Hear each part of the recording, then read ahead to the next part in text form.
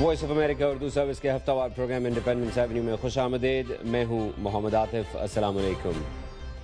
گزشتہ 2-3 دن کے واقعات میں پاکستان اور افغانستان کے لیے بڑی خبریں. ملا عمر کی 2 سال پہلے ہلاکت کی تصدیق ہونا، اس کے بعد پاکستان کے لیے ایک بہت بڑی خبر لشکر جھنگوی کے سربراہ ملک اسحاق کا پولیس مقابلے میں مارا جانا، اور آج ابھی اطلاعات آ رہی ہیں. گو کہ ان اطلاعات کو حتمی نہیں کہا جا سکتا یا کنفرمیشنز ابھی نہیں آئیں، لیکن کہا جا رہا ہے، میڈیا میں یہ بات کی جا رہی ہے اور طالبان گروپس کے حوالے سے ہی کی جا رہی ہے کہ حقانی گروپ کے سربراہ جلال الدین حقانی بھی 1 سال پہلے افغانستان میں وفات پا گئے تھے.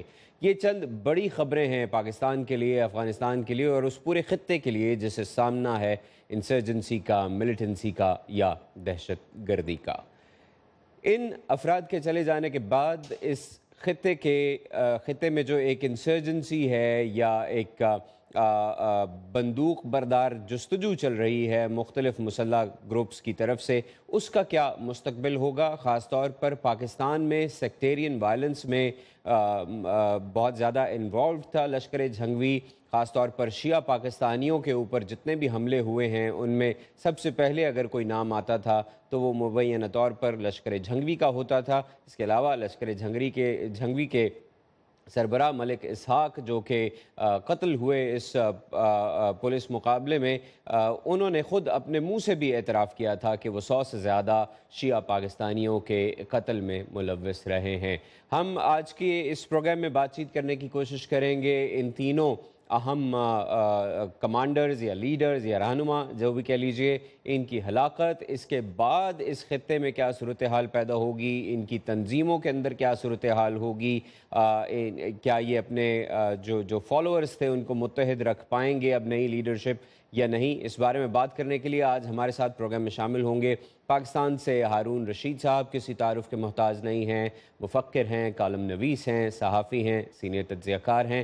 اس کے ساتھ ساتھ ہمیں پاکستان سے ہی جوائن کریں گے واشنگٹن پوسٹ کے کورسپونڈنٹ پشاور میں جناب حق نواز خان صاحب، اور یہاں واشنگٹن سے ہمیں جوائن کر رہے ہیں رضا رومی صاحب ٹیلی فون کے ذریعے. ہارون رشید صاحب، گفتگو کا آغاز آپ سے کرنا چاہتا ہوں. بہت شکریہ، آپ ہمیں وقت دے رہے ہیں. ملک اسحاق کا اس طرح سے ایک دم سے پولیس مقابلے میں ان کی ہلاکت کی خبر سامنے آنا، پہلا سوال تو یہ ہے کہ کیا واقعی پولیس نے جو کہانی بتائی ہے، جس طرح سے بتایا گیا ہے کہ انہیں ہتھیاروں کی نشاندہی کرنے کے لیے لے جایا جا رہا تھا، ان کے 2 بیٹے بھی ساتھ تھے، ان کے کچھ ساتھی بھی تھے، اور اس مقابلے میں وہ ان کے 2 بیٹے اور ان کے چند ساتھی بھی مارے گئے، کیا واقعی ایسا ہوا ہے یا ایسا تھا کہ ملک اسحاق کو قانونی طریقے سے ان کے جرائم کی سزا دینا شاید مشکل تھا، کیونکہ 1 دہائی سے زیادہ عرصے سے ان کے اوپر کیسز عدالتوں میں چلتے رہے اور بالآخر وہ ضمانت پر رہا ہو گئے. کیا یہ حقیقت ہے یا جو پولیس نے بتائی ہے ساری کہانی ویسا ہی ہوا ہے؟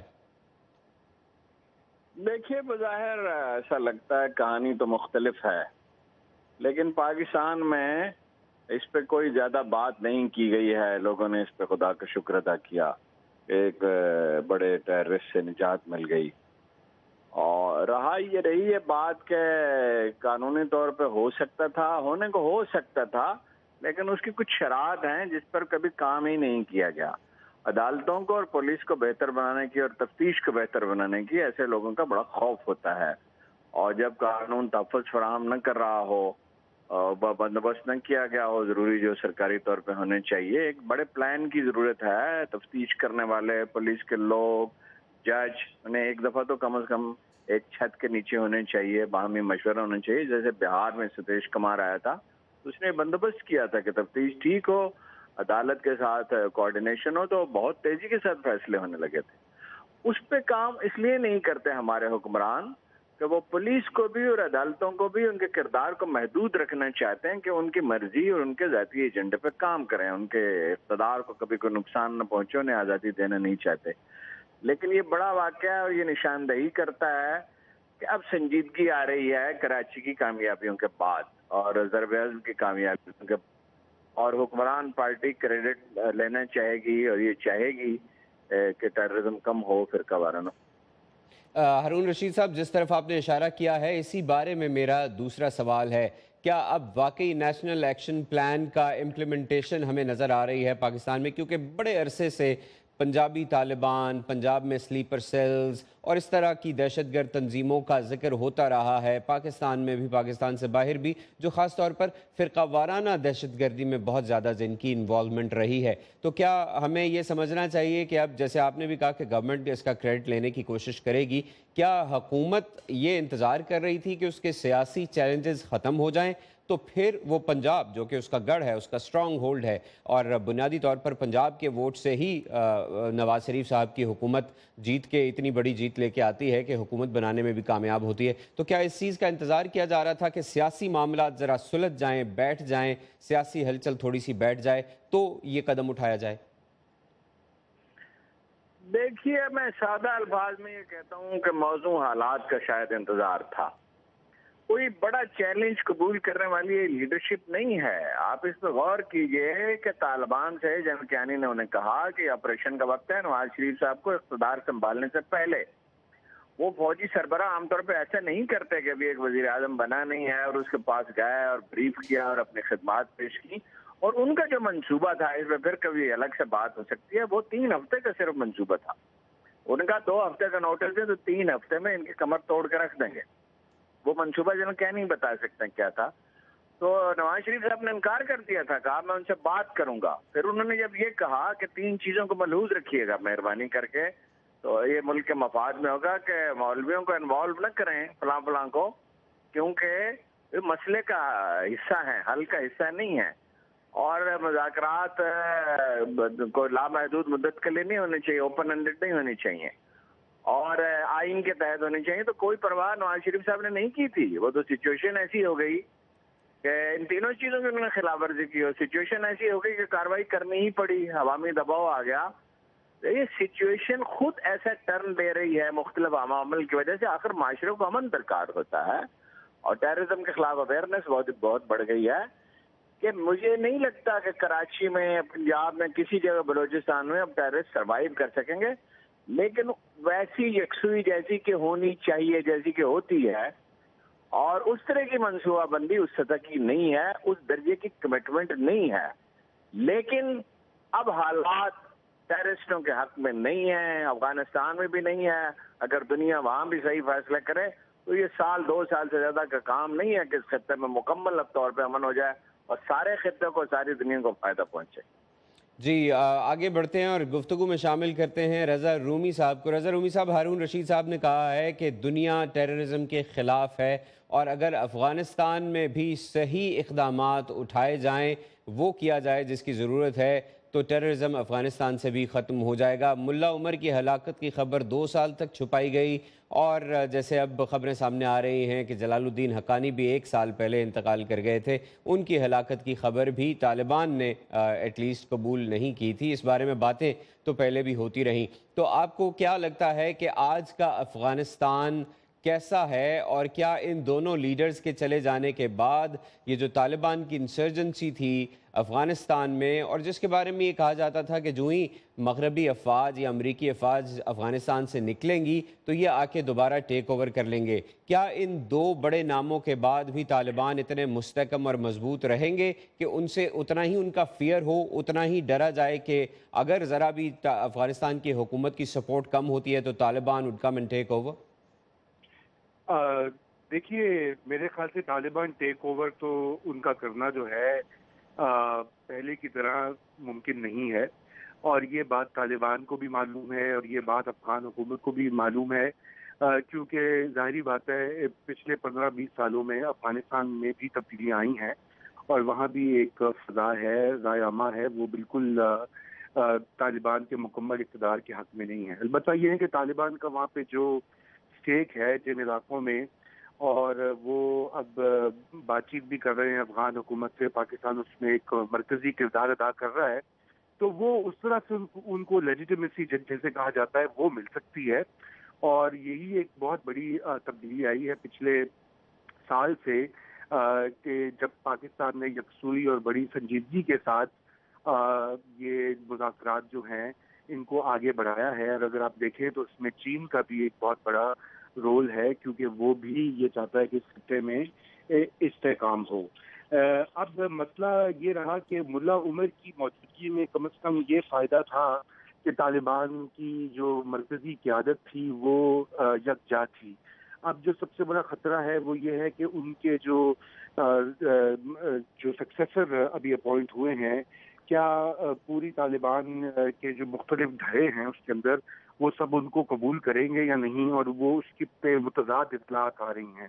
تو ایک تو یہ چیلنج ہوگا کہ یہ بات چیت جو کی جا رہی ہے وہ نئے جو صاحب جنہوں نے اب طالبان کی قیادت سنبھالی ہے وہ بات چیت کے حق میں بھی ہیں، مگر ان کے خلاف جو ہے کچھ دھڑے بھی ہیں طالبان کے اندر. ایک تو یہ ہے.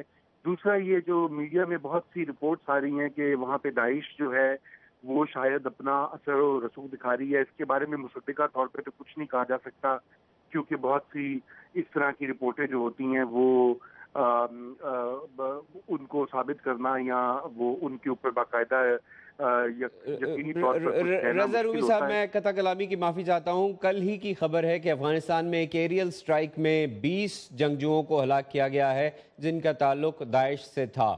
تو چاہے چھوٹی سطح پہ ہو لیکن داعش افغانستان میں قدم جمانے کی کوشش تو کر ہی رہی ہے. اور کیا یہ ایک چیلنج طالبان کے لیے بھی ہوگا، کیونکہ طالبان اس سے پہلے افغانستان کے لیے یا افغانستان کی خلافت کے واحد حقدار تھے، داعش ان کے لیے ڈائریکٹلی ایک کانفلکٹ پیدا کر رہی ہے. جی، لیکن سوال یہ کہ یہ داعش کیا ہے؟ مطلب یہ داعش جو ہے یہ کوئی وہ خلا میں تو نہیں اتری نا. یہ تو وہی دھڑے جو ناراض ملیٹنٹس ہیں جو کہ شاید بات چیت کے حق میں نہیں ہیں یا ان کا نظریہ مختلف ہے. وہ شاید افغانستان میں جو اس وقت آئین نافذ العمل ہے اس سے متفق نہیں ہے، تو وہ پھر داعش کی جو ہے ساتھ مل جاتے ہیں یا اس کی جو آئیڈیالوجی ہے اس کو اپناتے ہیں. تو اس لیے یہ اصل میں وہی طالبان کا ہی سارا ایک جیسے کہنا چاہیے اسپن آف ہے. اور بالکل آپ صحیح کہہ رہے ہیں کہ داعش کی جو ایمرجنس ہے وہ افغان طالبان کی لیڈرشپ اور ان کی جو موومنٹ ہے اس کے لیے ایک بہت بڑا خطرہ ہے. اور سب سے بڑھ کر یہ کہ یہ جو مذاکرات ہیں ان کے لیے بھی خطرہ ہے، کیونکہ اگر افغان طالبان کے ساتھ بالفرض یہ جان بھی لے لیجیے کہ کوئی معاہدہ بھی ہو جاتا ہے یا جنگ بندی ہو جاتی ہے، کوئی ان کو مستقبل میں رول دینے کا امکان پیدا ہوتا ہے، تو یہ جو داعش کے مختلف چھوٹے چھوٹے گروپس اب وہ اس کی نمائندگی کر رہے ہیں وہ یقیناً اس میں مسئلہ کریٹ کریں گے. اسی لیے وہ یہ ایئر اسٹرائکس بھی کی جا رہی ہیں اور افغانستان بھی پریشان ہے اور کسی حد تک پاکستان کو بھی تشویش لاحق ہے. جی ہارون رشید صاحب، آپ کی طرف واپس آ رہا ہوں. یہاں امریکہ میں بہت سے حلقے جو کہ پاکستان کی انٹیلیجنس ایجنسی ISI اور پاکستانی ملٹری کے کردار کو بہت اہم سمجھتے ہیں افغانستان میں امن لانے کے لیے، ان میں یہ باتیں بھی ہوتی ہیں کہ اگر یہ ساری چیزیں ہونی تھی تو اس کے لیے ملٹری کی رضامندی ہونا بہت زیادہ ضروری تھی. اور صدر غنی نے جب GHQ کا دورہ کیا اور جنرل راحیل شریف سے ملے تو جنرل راحیل شریف چونکہ خود اس انتہا پسندی اور دہشت گردی کے خلاف ایک فیصلہ کن کارروائی کرنے کا ڈیسیجن لے چکے تھے، اس لیے افغانستان کے ساتھ بھی معاملات آگے چلے. یعنی وہ ان ادر ورڈز یہ کہنے کی کوشش کرتے ہیں کہ پاکستان میں آج بھی ملٹری لیڈرشپ کے فیصلے زیادہ اہم ہیں، پولیٹیکل لیڈرشپ کے فیصلے زیادہ اہم نہیں ہیں. تو ایک تو اس پہ پلیز کامنٹ کیجیے گا، اور دوسرا یہ کہ کیا واقعی General Kayani was not interested in fighting terrorism in Pakistan with TTP، اور اس کے ساتھ ساتھ افغانستان میں جو دہشت گردی ہو رہی تھی پاکستان کی سرزمین کو استعمال کر کے، وہ اسے بھی ختم کرنے میں کیا واقعی دلچسپی نہیں لینا چاہتے تھے یا انٹرسٹ نہیں لے رہے تھے؟ دیکھیے، میری صحافتی زندگی کا ایک بڑا تجربہ یہ ہے کہ بعض اوقات پورے کے پورے معاشرے اور بڑے بڑے ادارے غلط فہمی میں مبتلا ہو جاتے ہیں اور ساری دنیا سے قبول کر لیتی ہے، اور برسوں کے بعد پتہ چلتا ہے کہ معاملہ اس طرح نہیں تھا. جنرل کینی کے ساتھ میری بات ہوتی رہی ہے اور بہت تفصیل کے ساتھ ہوتی رہی ہے. میں ان سے ملتا رہا ہوں، یہ ریکارڈ پہ ہیں چیزیں، میں اس پہ لکھتا بھی رہا ہوں. سوال یہ ہے کہ یہ شمالی وزیرستان کے سوا اس پورے علاقے میں کارروائی کس نے کی تھی؟ کس نے امن قائم کیا تھا؟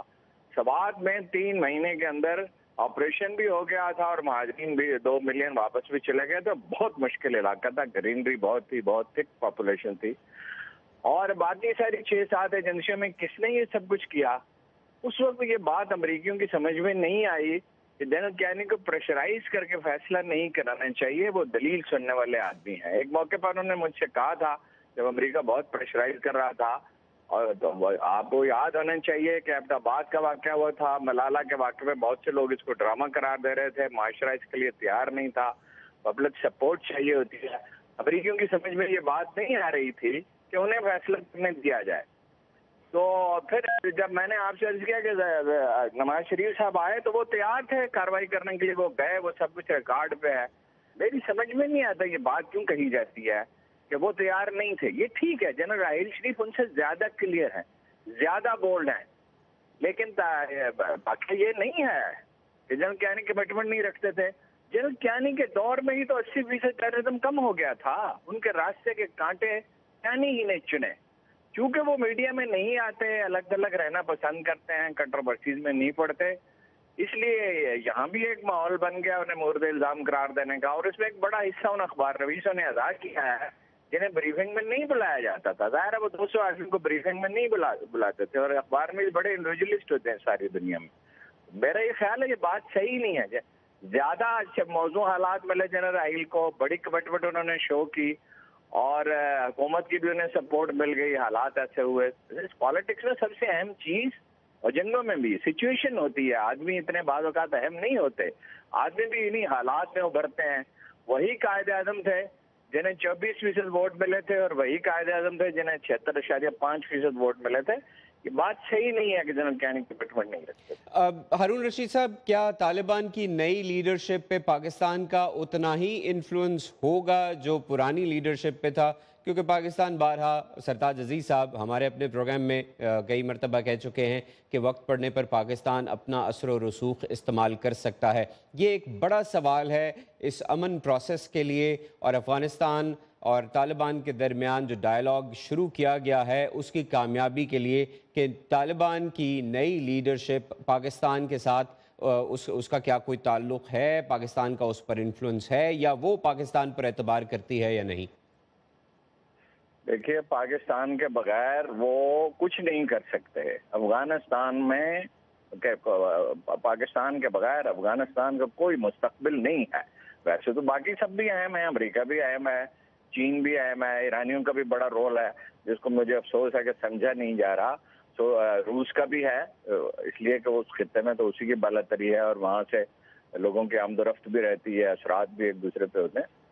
मेरा ख्याल है कि पाकिस्तान का असर रसूख बढ़ जाएगा, जितना मैंने इस पर सोचा है कल और आज के दिन, इसलिए कि वो तालिबान की क़यादत इसके बगैर आसानी से आगे नहीं बढ़ सकती। और अगर अमरीकी दुरुस्त फैसला करें, ख़ास तौर पर अमरीकी जनरल्स जो वहाँ हैं, जो बाद औक़ात मशवरा ही नहीं करते और समझते ही नहीं है, इसकी एक लंबी तारीख़ है। इसलिए कि अफ़गानिस्तान न कभी उनका वतन था, न कभी उन्हें इसकी तरबियत दी गई, न उनका पड़ोसी था, न उनका ऐसा इंटरेक्शन था। मिसाल के तौर पे हिकमत यार से बात नहीं की जा रही, जो एक बड़ी गलती है। हिकमत यार एक बड़ा इंपॉर्टेंट प्लेयर है और सिचुएशन को बदल सकता है, और वो मुज़ाकरात के लिए तैयार है, और अशरफ गनी को उसकी ज़रूरत है, गालिबन अमरीकियों की वजह से नहीं हो रहा। अगर दुरुस्त फैसले किए जाएं, देखिए खराबी कहाँ से शुरू होती है? जब आपका तज्जिया गलत हो जाता है, जब आप बायस्ड होते हैं, अपने ताज्जुब और तकब्बर की बुनियाद पर फैसला करते हैं, तो खराबी शुरू हो जाती है।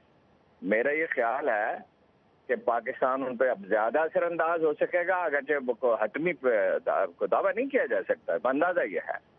और मैंने आपसे पहले भी कहा, मैं उसे दोहराता हूँ, एक मौजू हिकमत अमली के साथ, पूरी यकसुई के साथ, जिसका हदफ बुनियादी तौर पे अफगानिस्तान में अमन हो, ऑल इंक्लूसिव मुज़ाकरात हों, ईरानियों को, रूसियों को शामिल किया जाए, उन्हें एतमाद मिल गया जाए।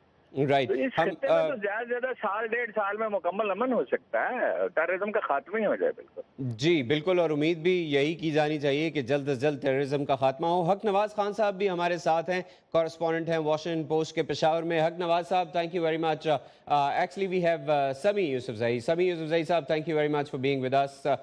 समी साहब, हमने ये देखा है कि पाकिस्तान में अब एक डिफरेंट माहौल नज़र आ रहा है कि तालिबान की एक नई लीडरशिप आ गई है, और जैसे अभी हारून रशीद साहब ने कहा कि इस लीडरशिप पे पाकिस्तान का असर व रसूख शायद ज़्यादा होगा, और जिस तरह से सिराजुद्दीन हक़ानी को नायब मुकर्रर किया गया है और एडवाइज़र मुकर्रर किया गया है मुल्ला मुख्तार का, تو اس طرح سے اب آپ کیا سمجھتے ہیں کہ کیا افغانستان یہ جو نئی لیڈرشپ ایک دم سے بالکل سامنے آ گئی ہے اس کے ساتھ بات چیت کرنے کے لیے تیار ہوگا؟ اور ایک اور سوال جو بہت زیادہ امپورٹنٹ ہے اس بارے میں، وہ یہ ہے کہ اگر 2 سال پہلے سے ملا عمر کی ہلاکت کا پتہ تھا تو اس کا انتظار کیوں کیا جا رہا تھا؟ کیا اس کو جان بوجھ کر پوشیدہ رکھا گیا تھا، یا اب اس کو اس لیے خبر کو عام کیا گیا ہے، یا اس کو اس لیے باہر نکالا گیا ہے تاکہ تھوڑا اور لیوریج لیا جا سکے، تھوڑا اور گراؤنڈ حاصل کیا جا سکے؟ دیکھیے، طالبان سادہ لوگ ہیں، ان کا کوئی پولیٹیکل ویژن نہیں ہے. بالکل گاؤں سے نکل کر کابل پر قبضے کے بعد ابھی تک بدقسمتی سے وہ ایک بڑی اچھی مؤثر ملٹری فورس تو ہے، لیکن کبھی ایک پولیٹیکل فورس پر تبدیل نہیں ہو گئی. ان کا یہ خیال تھا کہ اگر ملا عمر کا جو مرنے کا جو خبر شائع کیا جائے تو اس کا ایک نیگیٹو اثر پڑیں گے ان کے پارٹر کے اوپر. لیکن انہوں نے شاید یہی سمجھا کہ اسلامی لحاظ سے اگر وہ کبھی کبھی وہ وقت ضرورت جھوٹ بھی بولے تو ایک مصلحت کے لیے تو وہ جائز ہے، ان کا اپنا ایک ذہن ہے. لیکن بہرحال میرے خیال میں طالبان نے شاید اچھی اسٹریٹجی بنائی تھی کہ ملا عمر کو لو پروفائل میں رکھا، اور ملا عمر کو بتایا جاتا ہے کہ وہ افغانستان میں تھا، اور انہوں نے آخری بات یہ کی تھی میں پاکستان کی طرف کبھی نہیں جاؤں گا، اور وہ پاکستان سے کافی ناخوش تھا کہ جس طرح امریکہ کے ساتھ پاکستان نے دیا، جنرل مشرف نے دیا، وہ پاکستان کی سرزمین پر قدم بھی نہیں رکھنا تھا. ہمارے ذرائع یہ بھی کہہ رہے ہیں کہ وہ آخر وقت میں بڑا بیمار تھا، لیکن ان کے جو لوگ تھے، جو 3-4 لوگ ان کے ساتھ مسلسل تھے، وہی 4 لوگوں کے ساتھ ان کا رابطہ تھا. ان لیڈرز کے ساتھ جو پاکستان میں تھے، کوئٹہ شورا، ان کے ساتھ ان بھی کوئی انٹریکشن نہیں ہو رہا تھا، کوئی ڈائریکٹ رابطہ نہیں ہو رہا تھا. تو میرے خیال میں وہ چاہتے تھے کہ طالبان کی اس کو اسی طرح رکھے، اور یہ کامیاب اسٹریٹجی تھا جس کی وجہ سے وہ طالبان منتشر نہیں ہو گیا. آپ نے دیکھ لیا کہ کل سے ان کے موت کی اعلان ہو گئی. ابھی بھی تقریباً 30 کے لگ بھگ طالبان کے ایکس کمانڈر اور منسٹر وہ کوئٹہ شورا کے مقابل میں انہوں نے ایک نیا محاذ کھول دیا ہے. تو میرے خیال میں افغان حکومت کے اندر بھی کچھ لوگ ہیں جو طالبان کو دوبارہ واپسی نہیں چاہتے. جس طرح سے میرے پہلے جو رشید صاحب نے بات کی، حکمت یار ایک بہت بڑا فیکٹر ہے، بہت بڑا اہم رہنما ہے، لیکن شمالی اتحاد کے ڈر کی وجہ سے نہ ہی کرزئی صاحب نے ان کو بلا دیا، اور نہ ہی ابھی اشرف غنی صاحب ان کو بلانا چاہتے ہیں. اگر حکمت یار سسٹم کو جوائن کرے تو تھوڑا سا 25% یا 20% وہ انسرجنسی کم ہو سکتے ہیں. لیکن اگر اس وقت یہ ہے، افغان حکومت کا یہ خیال ہے کہ وہ بھی طالبان کو ختم نہیں کر سکتے. طالبان کا یہ خیال ہے کہ وہ مزاحمت تو کر سکتے ہیں، لیکن کابل پر دوبارہ 1996 کی طرح قبضہ نہیں کر سکتے. لیکن طالبان کے اندر اب یہ سوچ بڑھ رہی ہے کہ یہ جو لڑائی جو ان کے بقول ایک بہت بڑا عالیہ درجہ کا جہاد تھا کہ وہاں پر امریکنز تھے، ویسٹرن فورسز تھے، اب وہ چلے گئی ہے. اب بھی ان کا جو لڑنا ہے وہ پور افغان، جو غریب افغان سولجر ہے، شاید وہ اپنی ایک رات کو کھانے کمانے کے لیے یا فیملی کے لیے انہوں نے افغان آرمی کو جوائن کر دیا ہے. کرپٹ سسٹم ہے، کمزور سسٹم ہے، تو ان کو مرنے سے شاید طالبان کو بھی آپ سمجھ آ رہے ہے کہ یہ ایک خانہ جنگی میں جو ان کے جہاد تھا وہ تبدیل ہو چکا ہے. تو میرے خیال میں اب طالبان بھی اس پر بھی متفق ہے کہ وہ کابل کی حکومت کے ساتھ مذاکرات کرے، لیکن دوسری طرف طالبان یہ بھی سمجھتے ہیں کہ افغان حکومت خود اندر سے بڑا کمزور ہے. اگر وہ ان سے مذاکرات کرے، ان کے اندر بھی کچھ لوگ ہیں ابھی بھی جو کرزئی صاحب ہو، ان کو غصہ آ رہا ہے کہ جب وہ دور حکومت میں تھا 13 سال انہوں نے کافی آفرز کی طالبان کو، طالبان نہیں آئی. اب وہ اگر آ جاتا ہے تو ان کو ایک جیلی سے ہے. تو وہ بھی ابھی بھی یہ خبر جو ہے نا وہ کرزئی صاحب کے طرف کے لوگوں کی طرف سے لیک ہو گئی، جس کی وجہ سے مذاکرات کا دوسرا راؤنڈ ختم ہو گیا. میرے خیال میں پریزیڈنٹ اشرف غنی اور امریکن اس خبر کے بعد چاہتے تھے کہ اس خبر کو کچھ ٹائم کے لیے روک کر رکھے، لیکن پھر ان کے لوگوں کی وجہ سے یہ خبر لیک ہو گئی، جس کی ایک منفی اثر یہ ہوا کہ طالبان منتشر ہو گئے. اور منتشر طالبان میرے خیال میں امریکن سب اس پہ متفق ہے کہ متحد طالبان کے ساتھ مذاکرات کرنا بہت آسان ہے بنسبت منتشر طالبان کے، اس لیے کہ کافی گروہ ہوں گے، ہر ایک کے اپنا ڈیمانڈ اور خواہشیں ہوں گے. تو جی، اور کوئی سینٹرل لیڈرشپ نہیں ہے جیسے آپ یہ کہہ رہے ہیں کہ پہلے تو طالبان کی لیڈرشپ میں ایک ہی نام تو تھا. بہرحال ملا عمر کے جانے کے بعد میں سمجھتا ہوں کہ طالبان کے ساری جو بھی ہے ایک منفی اثر پڑ گیا ہے. اور ابھی بھی ٹھیک ہے، جو دوسرا گروپ جو ابھی کلیم کر رہے ہیں، بتایا جاتا ہے کہ وہ پشاور میں بیس ہے، ملا حسن رحمانی اور ملا عبدالرزاق، वो भी है, पुराने लोग हैं और काफ़ी सीनियर लोग भी है। लेकिन जैसा एक घर में 2-3 लोग खफ़ा हो जाए, घर से निकले तो ज़ाहिर बात है उस पर एक मनफ़ी असर पड़ेंगे। तो अब तालिबान को ये है कि एक तरफ अपनी इंसर्जेंसी को लेकिन समी दबाव जरा देना है। क्विकली बताइएगा कि अब अभी जो यंग लीडरशिप जी यानी जो सेकंड टियर लीडरशिप जो अब मेन लीडरशिप में आ गई है उसमें हक्कानी साहब के साहबजादे हैं और मुल्ला उमर के भी साहबजादे हैं, तो जाहिर बात है इनका वजन तो अगर धड़ाबंदी होती भी है तो क्या उसमें इनका वजन ज्यादा होगा या उन धड़ों का वजन ज्यादा होगा जो कि शायद मुल्ला उमर या जलालुद्दीन हक्कानी के रिश्तेदार तो नहीं हैं लेकिन इस नज़रिए के साथ और इस इंसर्जेंसी के साथ बहुत तवील अरसे से जुड़े रहे हैं और पहले सीनियर कमांडर्स की पोजीशंस पे भी रहे हैं।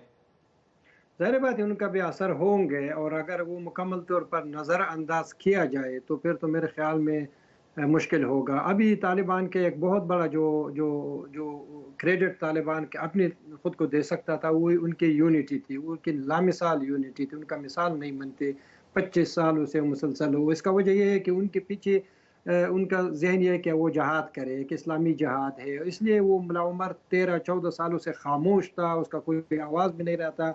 अगर कोई पॉलिटिकल पार्टी था या कोई और थे तो वो यही कहते थे कि किधर है हमारा लीडर, उसको आवाज़ तो निकालना चाहिए, लेकिन उन्होंने इसके पीछे समी नहीं गया। यहीं से मेरा अगला सवाल है कि क्या तालिबान की नई लीडरशिप भी फेसलेस लीडरशिप होगी? जैसे मुल्ला उमर सिर्फ एक नाम थे, जाहिर कभी नहीं हुए, सामने कभी नहीं आए 2001 के बाद से, तो क्या नई लीडरशिप भी इसी तरह की पॉलिसी के जरिए तालिबान को इकट्ठा रख सकेगी या फिर अब तालिबान की नई लीडरशिप को स्क्रीन पे आना होगा, अपना चेहरा दिखाना होगा, जिस तरह से अलकायदा के रहनुमा अपने वीडियो पैगामात जारी करते हैं? क्या तालिबान भी ऐसा करेंगे या अभी भी ऑडियो मैसेजेस या फिर प्रेस रिलीजेस देते रहेंगे?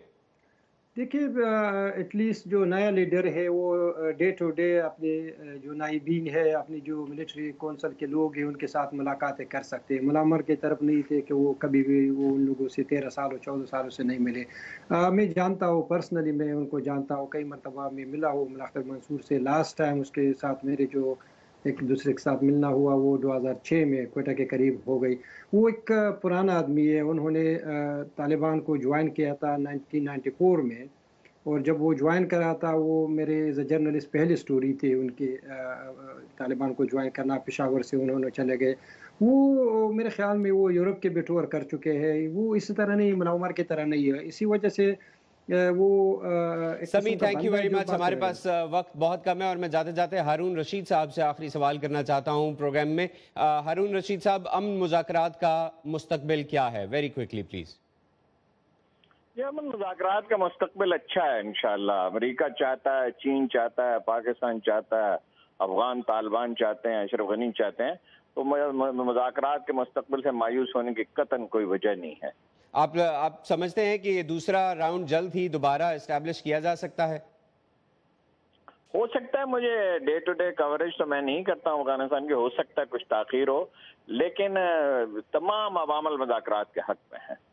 हारून रशीद साहब, बहुत शुक्रिया, आपने हमारे प्रोग्राम के लिए वक्त निकाला। रज़ा रूमी साहब, आपका बहुत शुक्रिया और ख़ास तौर पर मैं शुक्रिया अदा करना चाहता हूँ समी यूसुफजई का, जो कि ट्रैवल कर रहे थे लेकिन उन्होंने अपने मसरूफ़ तरीन स्केजूल में से हमारे लिए वक्त निकाला है। आप तमाम लोगों का भी बहुत शुक्रिया जिन्होंने आज के प्रोग्राम में हमारा साथ दिया। अगले हफ्ते एक नए मौजू के साथ फिर आपकी खिदमत में हाजिर होंगे। वाशिंगटन से ही मोहम्मद आतिफ और हमारे शो इंडिपेंडेंस एवेन्यू की टीम को इजाज़त दीजिए। अपना ख्याल रखिएगा। अल्लाह हाफ़िज़।